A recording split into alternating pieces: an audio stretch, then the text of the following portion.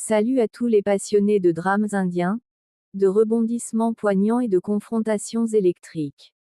Installez-vous très confortablement, car aujourd'hui, nous décortiquons ensemble l'épisode 424 de votre série préférée, L'œuvre du destin.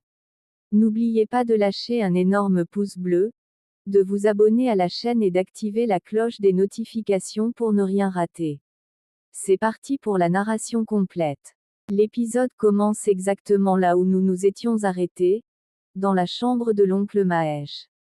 Les cris de joie et de détresse de Raki résonnent à travers les grands couloirs du domaine des Luthra, brisant le silence pesant de la fin d'après-midi. Rishab, qui se trouvait encore dans le bureau avec ses avocats, sprint littéralement dans les escaliers, le cœur battant à tout rompre. En entrant dans la pièce, il découvre son père, les yeux grands ouverts, la poitrine haletant, luttant pour respirer mais serrant désespérément les doigts de Raki. Rishab se précipite au chevet de son père, les larmes aux yeux, lui massant doucement les mains et lui répétant que tout va bien, qu'il est en sécurité à la maison. Le médecin de famille, arrivé quelques minutes plus tard en urgence, écarte doucement la famille pour stabiliser le patient. Dehors, sur le palier, l'ambiance est radicalement différente. Prithvi et Sherline se tiennent immobiles, blêmes, comme frappés par la foudre. Pour eux, ce réveil est synonyme d'arrêt de mort sociale et de prison immédiate. Si Mahesh retrouve l'usage de la parole, il révélera à toute la famille que ce sont eux qui l'ont poussé du haut des escaliers et qui ont orchestré son accident pour dissimuler leur secret. Prithvi commence à transpirer à grosses gouttes, ajustant nerveusement sa veste, tandis que Sherline enfonce ses ongles dans la paume de ses mains pour ne pas hurler de rage. La panique est totale chez les antagonistes, car le château de cartes qu'ils ont construit est sur le point de s'effondrer. S'isolant immédiatement dans le couloir sombre menant aux cuisines, Sherline attrape Prithvi par le col de sa chemise et le secoue violemment. Elle lui murmure, la voix tremblante de fureur et de peur, qu'ils n'ont plus le temps de calculer. Si Mahesh parle, tout est fini pour eux, le mariage de Prithvi avec Kritika sera annulé, sa fortune lui échappera, et Sherline sera bannie de la maison et jetée en prison. Prithvi, paniqué, suggère d'abord de s'enfuir de Mumbai, mais Sherline le traite d'imbécile. Fuir équivaudrait à un aveu de culpabilité. Elle lui explique qu'ils doivent neutraliser Mahesh avant qu'il ne puisse formuler une phrase cohérente devant Rishab ou la police. Elle ordonne à Prithvi de trouver un moyen d'entrer dans la chambre ou de manipuler les médicaments prescrits par le médecin. Prithvi rétorque que c'est trop risqué, car Rishab et Raki ne quitteront pas le chevet de Mahesh d'une semelle. Sherline, l'esprit machiavélique en ébullition, propose alors d'utiliser la confusion entourant l'affaire Prita pour faire diversion. Si la police revient au domaine ou si une nouvelle crise éclate concernant Kritika, la chambre sera laissée sans surveillance pendant quelques minutes, ce qui leur donnera l'occasion d'agir. Leur alliance criminelle atteint un niveau de désespoir absolu, les transformant en bêtes traquées prêtes à tout pour survivre. Pendant ce temps, au poste de police, la nuit est tombée et Prita est assise sur le banc de pierre de sa cellule crue.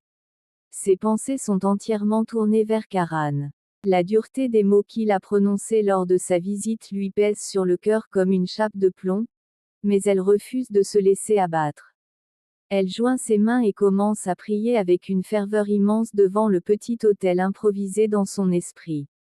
Demandant à Dieu de protéger la famille Luthra et d'apporter la paix à son mari. Soudain, elle ressent un frisson étrange, une sorte d'intuition spirituelle forte. Son cœur se met à battre plus vite, et elle est convaincue que quelque chose de majeur est en train de se produire au domaine. Elle espère de toutes ses forces que l'oncle Mahesh montre des signes de guérison, car elle sait que lui seul détient la vérité capable de laver son honneur et de détruire les complots de Sherline. Même derrière les barreaux, privée de sa liberté et rejetée par l'homme qu'elle aime, la force morale de Prita reste intacte. Elle est prête à endurer la prison si cela permet de préserver Kritika du chantage et d'exposer enfin les véritables monstres qui hantent la vie d'Elytra. De retour au domaine, la nouvelle du réveil partiel de Mahesh finit par atteindre la chambre de Karan. Ce dernier, encore sous l'effet de l'alcool et des manipulations psychologiques de Mahira, tente de se lever pour rejoindre la chambre de son père. Mais Mahira s'interpose immédiatement avec une fausse sollicitude destructrice. Elle le retient par le bras, lui disant qu'il est trop instable émotionnellement et que sa détresse apparente risquerait de causer un choc fatal à son père.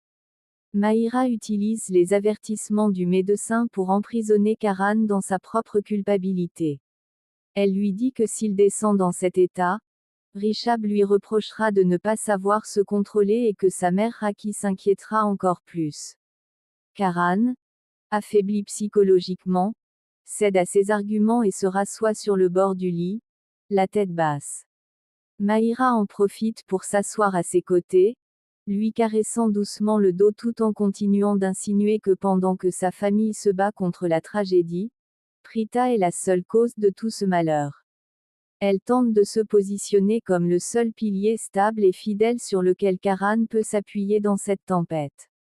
L'isolement de Karan est désormais presque total, son esprit étant complètement obscurci par le venin de Mahira. Dans la chambre de Mahesh, la tension est palpable. Rishabh, Raki et même Karina se tiennent debout, retenant leur respiration pendant que le médecin termine ses vérifications neurologiques. Mahesh a les yeux ouverts, mais son regard semble errer, fixant par moments Rishabh sans parvenir à focaliser son attention de manière prolongée. Il tente d'ouvrir la bouche pour articuler des mots, mais seuls des sons étouffés et inaudibles s'en échappent, ce qui frustre visiblement le vieil homme. Le médecin se tourne enfin vers la famille, rangeant son stéthoscope. Il explique que Mahesh a fait un pas de géant en sortant de son état comateux profond, ce qui relève presque du miracle. Cependant, il avertit sévèrement la famille, les fonctions motrices et de la parole de Mahesh sont encore lourdement paralysées par le traumatisme crânien. Il a besoin d'un calme absolu et de traitements spécifiques pour stimuler ses cellules cérébrales sans provoquer de crise cardiaque ou de rechute. Le médecin insiste sur le fait qu'il ne faut en aucun cas lui poser des questions stressantes ou lui parler des drames familiaux récents, comme l'arrestation de Prita ou la mort d'Akshay. Rishabh acquiesce, comprenant que la sécurité de son père passe avant tout, même si cela signifie que la vérité devra attendre encore un peu. Alors que le médecin s'apprête à quitter la chambre, Prithvi entre en feignant une inquiétude débordante et des larmes de crocodile. Il se jette presque au pied du lit, s'exclamant à haute voix à quel point il est soulagé de voir son oncle adoré ouvrir les yeux. Ce spectacle hypocrite irrite profondément Rishabh. Ce dernier attrape Prithvi par le bras avec une poigne de fer et le tire fermement vers le balcon adjacent pour ne pas perturber Mahesh. Rishabh regarde Prithvi droit dans les yeux, son expression habituelle de calme ayant laissé place à une froideur glaciale. Il lui dit qu'il surveille chacun de ses mouvements et qu'il trouve sa présence suspecte depuis le début de cette affaire. Rishabh ajoute que dès que son père sera capable de parler, la première personne interrogée sera Prithvi. Prithvi, bien que terrifié à l'intérieur, réussit à masquer sa peur derrière un sourire arrogant, affirmant qu'il n'a rien à cacher et qu'il a hâte que Mahesh confirme à quel point il a été un gendre dévoué. Cette confrontation psychologique étouffée montre que Rishabh est de moins en moins dupe des manigances de Prithvi, intensifiant la guerre froide au sein du domaine. Kritika, restée en retrait près de la porte de la chambre, observe la scène avec un déchirement intérieur total. Voir son père ouvrir les yeux après tant de mois de silence absolu ravive en elle un sentiment de culpabilité destructeur. Elle sait que Prita est en prison pour la protéger, et elle sait aussi que Prithvi, l'homme qu'elle s'apprête à épouser, cache des secrets terrifiants liés à son père et à Akshay.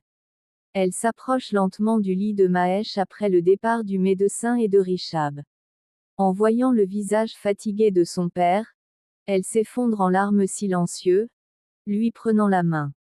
Elle a envie de tout lui avouer, de lui dire à quel point elle s'est trompée et à quel point elle a peur.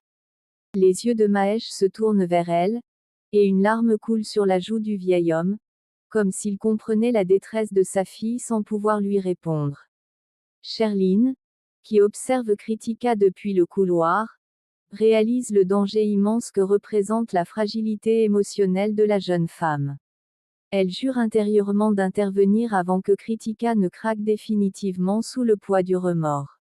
Le plan diabolique de Sherline prend forme, l'injection fatale. Plus tard dans la soirée, profitant du fait que Raki est descendu dans la cuisine pour préparer un bouillon spécial pour Mahesh et que Rishabh raccompagne le médecin à sa voiture, Sherline décide de passer à l'action. Elle s'introduit discrètement dans le laboratoire médical ou la pharmacie privée de la maison où sont stockés les médicaments de Mahesh. Elle sort de sa poche une petite fiole contenant un sédatif puissant qu'elle s'est procuré illégalement par le biais de ses contacts extérieurs. Avec des gestes d'une froideur effrayante, Sherline remplit une seringue jetable avec le liquide toxique. Son plan est simple mais diabolique. Administrer une dose excessive de ce sédatif dans la perfusion de Mahesh. Cela ne le tuera pas instantanément, ce qui éveillerait les soupçons d'un meurtre, mais cela provoquera une rechute neurologique sévère qui le replongera dans un coma artificiel profond, effaçant ainsi toute possibilité qu'il parle dans les jours à venir. Elle dissimule la seringue dans sa manche et se dirige d'un pas feutré vers la chambre de Mahesh, profitant de la pénombre des couloirs. Le destin de la famille Lutra ne tient plus qu'à un fil alors que le monstre s'approche du lit du patriarche sans défense. C'est sur cette scène d'une tension insoutenable, avec Sherline la main sur la poignée de la porte de Mahesh, la seringue dissimulée et prête à l'action, que se conclut ce terrible épisode 424 de l'œuvre du destin. Le suspense est à son comble absolu, mes amis.